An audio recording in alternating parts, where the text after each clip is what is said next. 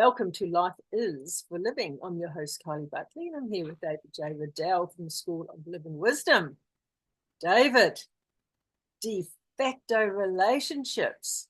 Why do people hedge their bets? Oh, straight into the gnarly stuff, are we? We are. Well, let's start with the word de facto. It's a French word and it means as if. So those living de facto are living as if married. Now, when I question my clients on this topic, I say, would you mind telling me why it's de facto for you and not marriage? And I usually get the same replies. We don't need to prove our love with a piece of paper, or we're afraid that if we did get married, we would revert to type and imitate our parents' disastrous marriages, or as long as we're in an experimental state, we're both on our best behavior because we know that either of us could be dumped at any time if we play up. There's various reasons. Sometimes people slide into a commitment rather than actually walk in deliberately. And it started out as just being more convenient and financially expedient to live together.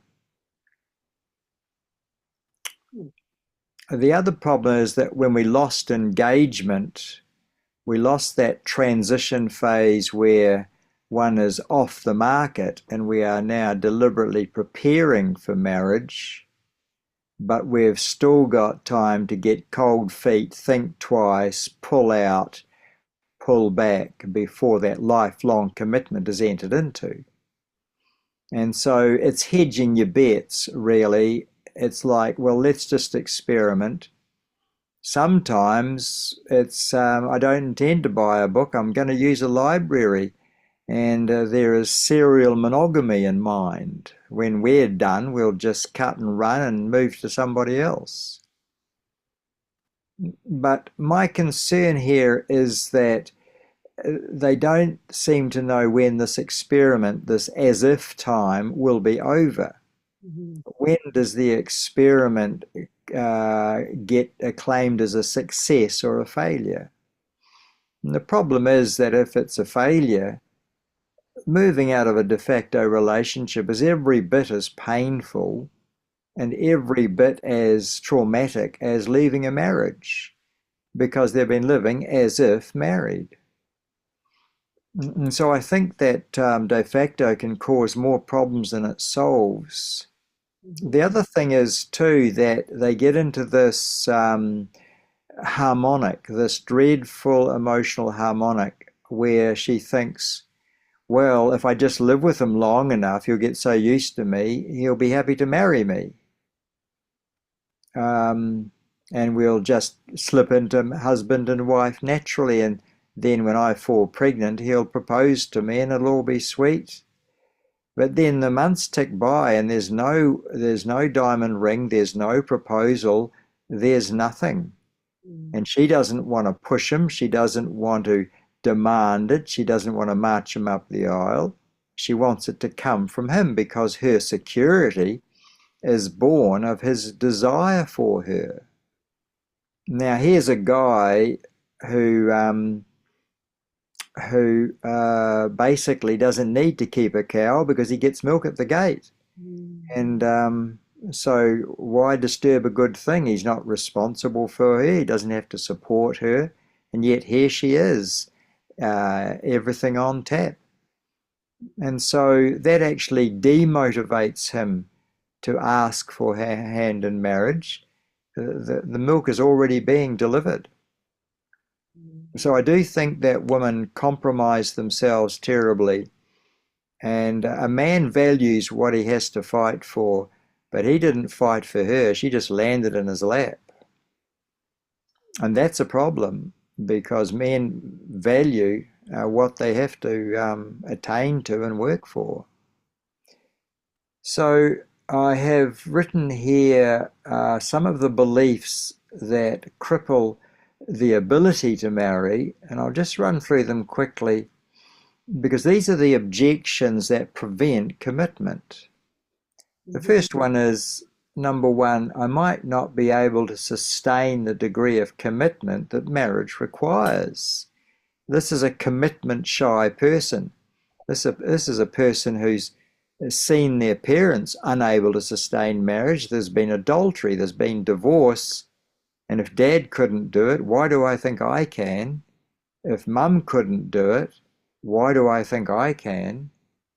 And so feelings are fickle, and these relationships do often split up because the shine wears off, and now the feelings are going to be saying, "Oh, have I made a mistake?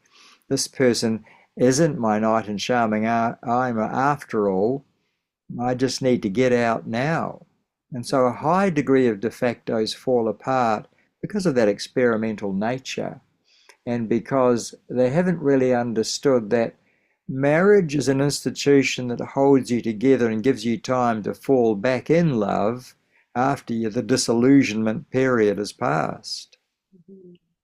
It makes everything more stable. And no woman wants to fall pregnant to a man who might be committed to her today, might not be committed to her tomorrow, depending on who else is around. So that's going to cause jittery nerves. That's going to make her emotions volatile, and that then brings about his fear of commitment. And so it's a self-fulfilling prophecy. It gets the shakes and it falls apart. Second one is that we can't afford it yet. And a lot of that is in the mind. Yes, if you want a $20,000 wedding and a $50,000 deposit on your first house, of course you can't afford it yet. Your expectations are far too high. Mm-hmm. But if you're content just to do it together from scratch, yes, you can make it happen, because where there's a will, there's a way. Mm-hmm. But why do you need a $5,000 engagement ring? Why do you need 50 guests at the party? What's wrong with a low-key uh, marriage? What's wrong with low-key celebrations? What's wrong with a cheapy engagement ring? She's not going to value it because of how many diamonds are on it anyway.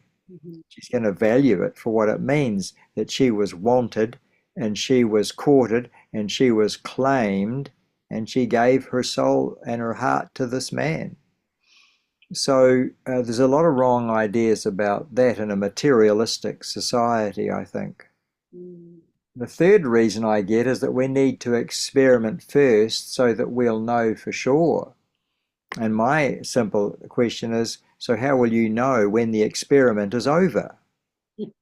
The answer is you don't know. You've already committed. You've already tasted the goods. When are you going to be 100% certain, if not now? Success has much more to do with the practice of mutual respect than any automatic compatibility. This quest for automatic compatibility freaks young people out when they live de facto and discover that actually, in some regards, sometimes in many regards, they're not compatible.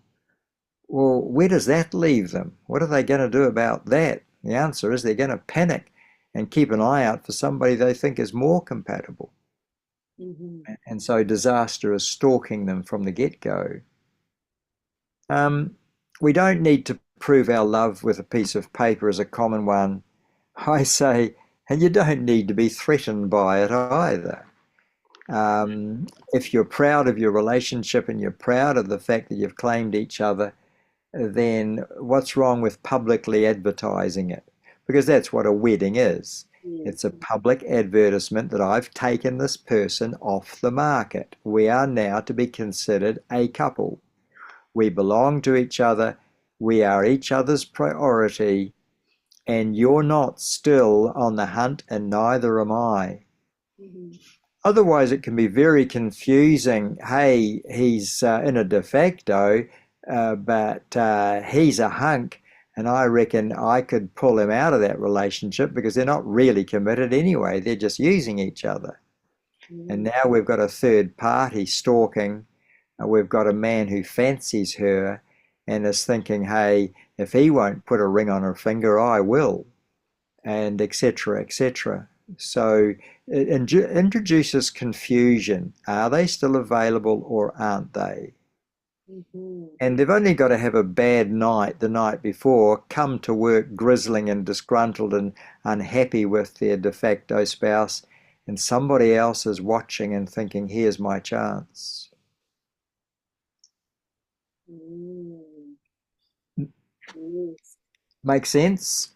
it does. And you know something too, I was thinking, and I know you got more of these points, but in New Zealand, and I think it's the same in Australia, there's de facto laws that if you live together for 2 years, you're classified as married. And so, you know, as far as your stuff goes, Common law marriage, you're already committed. yeah. Yeah. And if And you're just doing it for convenience or I not, have found that after children come along, they will marry in order to legitimize the children and protect them from the bastard label and to give them a stronger sense of identity as well. And I'm all for that too.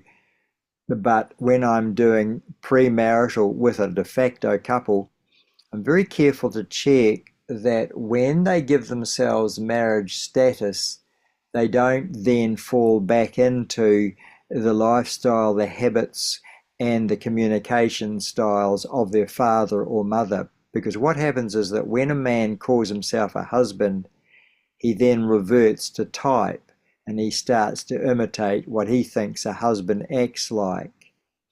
And from being a reasonable guy who takes his share of the housework, now as a husband, he doesn't need to worry about any of that stuff anymore because he's a husband. And now that she's a wife, she can dream up things to be resentful about, pretend that she's the victim and nag him because that's what wives do. And I've actually seen this play out uh, as a result of that beautiful ceremony. Now the ugly sister turns up and and we have Jekyll and Hyde show up because of that life redefining moment that marriage vows can invoke. Not everyone has good role models in husband and wife to follow. yes, but then it comes down to you taking ownership for your own life, isn't it? Yeah, that's right. Now, some people say, and this is objection number 5, we don't need to conform just because other people expect it. And that's fair enough. I quite agree. If you've individuated, you're not there to please other people. But that forgets that you're part of a working community and that father doesn't know how to treat a de facto son. Is he a son in law or is he a thief who's going to use his daughter and then disappear? And what about this woman? Mother doesn't know whether she's a daughter in law or whether she's a skank or whether she's taking advantage of his wealth or whether she's a gold digger. They've come in the back door, they've got together without reference to family or parents. They're probably narcissistic and they're never quite embraced in the same way that a bride or bridegroom is embraced. And mum and dad need the wedding as well. They need a redefining moment. They need to see this person in a new light. They welcome them into the family, not when they show up as bed partners, but when they show up at the altar and make those public vows. 100%. Yes. A lot of women don't understand that a man needs a wedding to redefine himself as now a corporate identity. Without those wedding vows, etc., he can still think of himself as a freedom, fun loving, irresponsible bachelor that he's just got a girl on the side.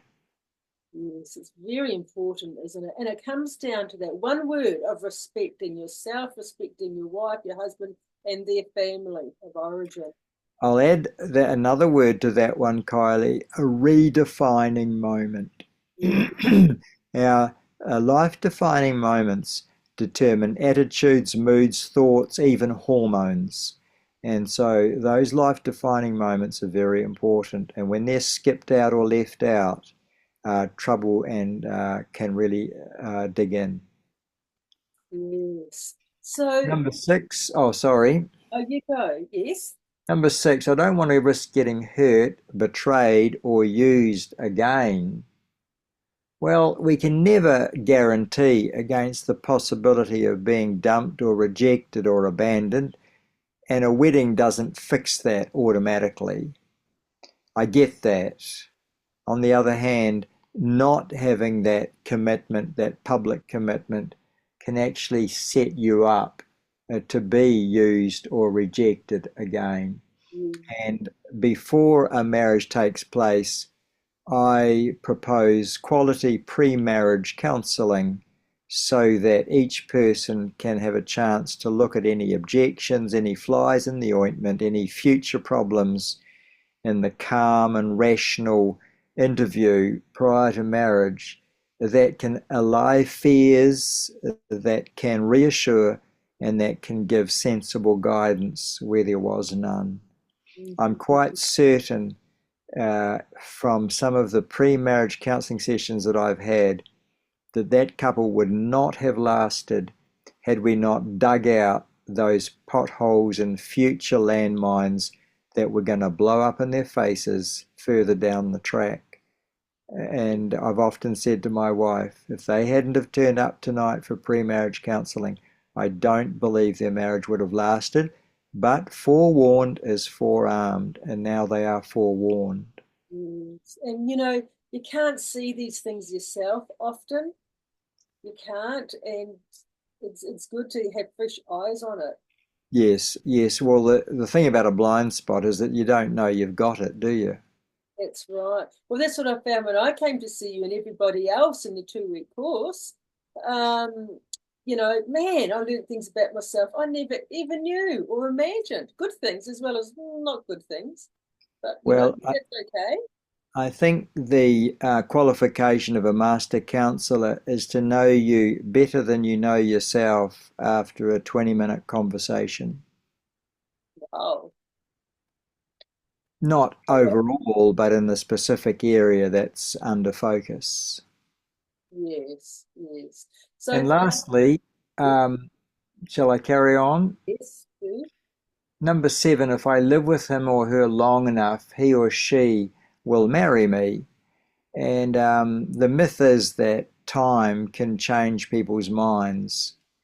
Well, it's not time that changes people's minds. It's courage, it's reassurance, it's the knowledge that this person is not going to sabotage my life, not going to hijack my life, not going to foot trip me in my life. I can trust them now, and yes, I can commit. But that can be done long before you gain that piece of paper or that public ceremony. The truth is, people become less likely to change over time, not more likely to change over time, as they become more and more set in their ways. And further down the track, they may say, well, we've managed so far, why do we need to do anything different? So, society and religion and Moses and tradition has instituted marriage as a ceremony for a very good reason. It's a bit like the need for a commission, the need for a debrief, the need for a ceremony when you come in and a ceremony when you go out, Mhm. because we're celebrating a change of status, a change of priorities, and a change of relationships. And human beings do much better when they get those change moments out and get them celebrated and make them clear to everybody. Yes, I because don't, marriage isn't just two people coming together, it's that's right. two families coming together. That's right. And I think when you just take living together, it's just the two people ignoring all the family and it's very Can I singular be focused. can I be brutal? Only narcissistic people who believe that their survival is entirely up to them do go de facto. Couples that are loving and considerate of their families don't want to cheat in that way. They don't want to cheat their families out of the celebration. They don't want to cheat their families out of the public acknowledgement of what's happened here. Uh, it is an act of narcissism to elope.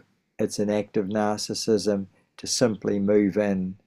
Now, every now and again, you get a genuine case where the parents are just being impossible.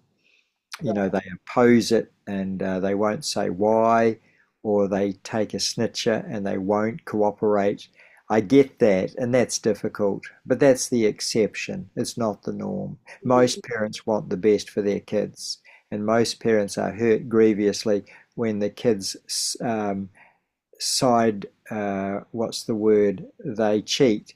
They skirt the family traditions, and they just do a do it yourself combination, and it always leaves a scar. It would. It would. I could see that. Yeah. Yeah. So, It's be painful. fair to your own heart's need for permanence. Yeah. Sex is dangerous without a permanent foundation. Never have sex with someone who is not ready for parenting and willing to co parent with you.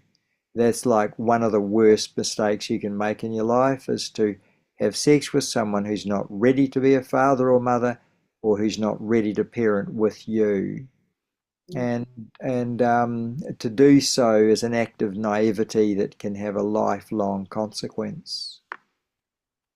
I think we're going to have to do a second session on this one. There's so Well, much material in here, and we're trying to keep them to 20 minutes. well, I do have a talk called "Why Sex Before Marriage is Always a Dumb Idea." Well, that sounds like another good session. Yes, it'll certainly set the cat amongst the pigeons, especially if the pigeons are promiscuous. Yes, I think so. Well, especially in this day and environment that we are in. You're not wrong. Well, let's leave it there, shall we? Thank you. Okay. Thanks, David, for another session. God bless. Everyone.